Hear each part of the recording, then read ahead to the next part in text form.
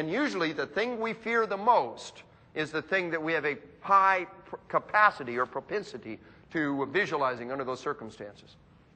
2 out of 10 had intensified sounds. Remember, we had 9 out of 10 had diminished sounds. 2 out of 10 had intensified sounds. Now, even a grunt like me can figure out that's 11 out of 10.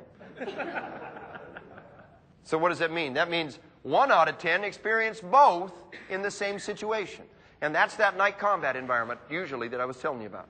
2 out of 10 experienced this fast motion time. Boom, boom, boom, boom. It's over before they knew what to do. Now, their working hypothesis on that one is that we're dealing with people who simply did not know how to react. They were poorly trained, and they basically just sat there and it was over before they knew what to do. And that's a factor, we think, of poor training. Another one of the factors that happens that I want to tell you about is perseverance. One of the things that the midbrain will do is take one action and it will keep doing it until it works. If you have a gun and you're firing at a bad guy, odds are very good that what you will do is you will keep executing the same action over and over and over again until it works. One of the major training organizations has a motto. They say, bullets don't work. Bullets don't work. And so what they do is they have you keep shooting until you find a bullet that does work. Well, that's really what the midbrain is thinking. I just had the privilege of interviewing a young man from Florida. He was in a domestic dispute. There was he and 3 other officers. He's the only one that has a clean shot on this guy. This guy has a knife in his hand, has been rampaging through the house. He comes out with the knife in his hand, no shirt on, and he says, you might as well shoot because I'm going to kill you.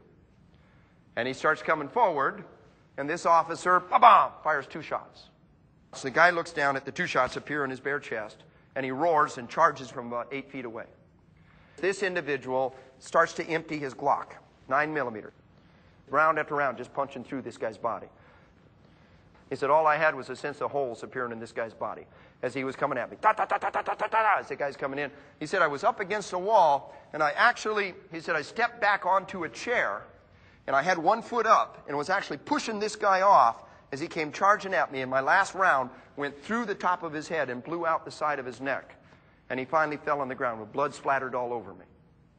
Now, bullets don't work, right? The right answer is to keep shooting, keep shooting, keep shooting, keep shooting. In one survey, 25% of all combat veterans who were asked admitted that they'd wet their pants in combat. Roughly the same percentage admitted that at least at one time or another that they'd messed their pants in combat. Let me read you a little narrative. It's from a World War II soldier who has just landed on the beaches. He lands at Anzio, and he says, and then a shell lands behind us and another over to the side, and by this time we're scurrying. And the sergeant and I and another guy wind up behind a wall. The sergeant said it was an 88mm, and then he said, damn some more. I asked him if he was hit, and he sort of smiled and said, no, he just pissed his pants. He always pissed him, he said, just when things started, and then he was okay. He wasn't making any apologies either. And then I realized something wasn't quite right with me either. There was something warm down there, and it seemed to be running down my leg. I felt it wasn't blood, it was piss. I said, Sarge, I'm pissed too. How come we don't read about that? That's the only narrative I could ever find on that topic. Why don't we talk about that? We perpetuate lies. And we've got this image. Here's what John Wayne did in the movie. Here's what Arnold Schwarzenegger did. Here I am, wetting my pants, and there must be something wrong with me.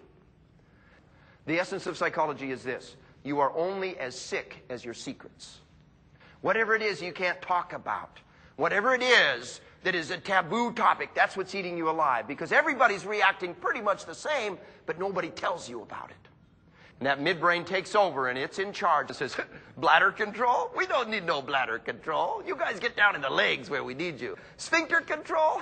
We don't need no sphincter control. Get that energy up in the arms where we need it. Blow the ballast and keep on going, okay? You don't need to be spending that energy on bladder and sphincter control at that moment of truth. Some research indicates the fact if you have more than 200 cc's in the lower intestines, large or small, in a survival situation, your body's going to blow the ballast and keep on going. And that's a normal human reaction. In addition to these physiological reactions, Dave explains that officers in combat often share certain psychological reactions, not the least of which is fear. The bottom line is that everyone, at one point or another in their life, will be afraid. It didn't happen to John Wayne, but the reality is that it can happen to you.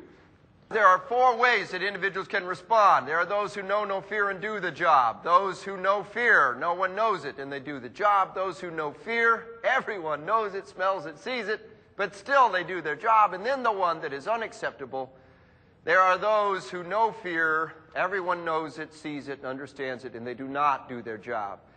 Now the point is this. All human beings go through all 4 stages. Any one of us can be caught with our pants down. Anyone can be caught in condition white. But we have a propensity towards one stage or another. Don't destroy yourself because of the bad days. Take pride in the good days and strive to constantly improve. Make your propensity to be in the direction where it needs to be. Proper response is a factor of preparation. We must prepare, prepare, prepare. I'm an enormous fan of simunitions and paintball engagements that will get your pucker factor way up. They are extraordinarily effective. And we got the people out there who don't want to do the simunitions and they don't want to do the paintball because it hurts. Those individuals need to find a new job. And it's like a football player who doesn't want to hit people and doesn't want to be hit. Prepare to be shot at. Prepare to face another human being who's trying to hurt you. So you have got to become accustomed to bullets to a high degree. Fear is just one psychological dynamic you must control in order to win a violent confrontation. You may also find yourself struggling with other powerful challenges, challenges that are rooted in instinctive human behavior and in your cultural conditioning. Inside the midbrain of every healthy member of every species is a powerful resistance against killing their own kind. Think about it. With animals with antlers and horns in their territorial and mating battles, how do they fight? Head to head in the most harmless possible fashion. But against any other species, what do? They go to the side, they gut, they gore, they go for the kill. Piranha fight one another with flicks of the tail, but they'll turn their teeth on anything and everything else. Rattlesnakes will stick their fangs into anything and everything except what? Another rattlesnake. Every species has this powerful, hardwired resistance with very, very few exceptions. If they did not, then in their territorial and mating battles, what would happen is within the span of just a couple of generations, the species would no longer exist. With the exception of sociopaths, we can trace that existence of that resistance throughout history in human beings. The ancient battles were nothing more than great big shoving matches until one side or the other turned around and fled, and the vast majority of all the killing in the ancient battles happened in the pursuit afterwards. Remember, everything we think we know about warfare is based on 5,000 years of what? Lies. And the lie is that every man on the battlefield is brave and courageous and slaying his 1,000 in front of him. And the reality is that all you've got is a bunch of scared, frightened human beings who are pushing shields against each other. And when the moment of truth, Joe Schmuck, looking over his shield at Joe Surf, is unable or unwilling to sink his spear or his sword into the individual in front of him. We can take the Battle of Gettysburg. We've got the soldiers abandoned thousands and thousands and thousands of muskets. Those dropped muskets, over 90% were loaded. So of those tens of thousands of loaded muskets, over half had multiple loads in the barrel. See, the reality is this. You've got individuals standing there shoulder to shoulder. They'll be brave, they won't run, they won't shame themselves. They'll load that musket, they'll bring it up to their shoulder, and at the moment of truth, they will not fire. They bring the musket down, they load it again, they bring it up to their shoulder, and they don't fire. One musket was found with 23 loads all the way up the barrel. That's the reality of combat. The ones who did fire, we had many, many people firing over the enemy's head. Only a tiny percentage are actually invested in killing the guy in front of them. Now, we slammed head-on into this resistance in World War II. Only 15 to 20% of the individual riflemen would fire their weapon at an exposed enemy in combat.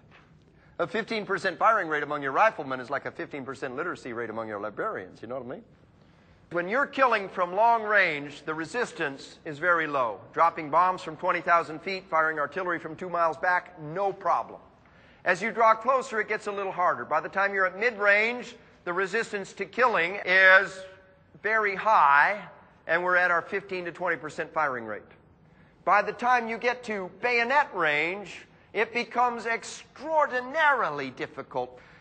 So we went about the process of systematically overcoming this problem, and we did.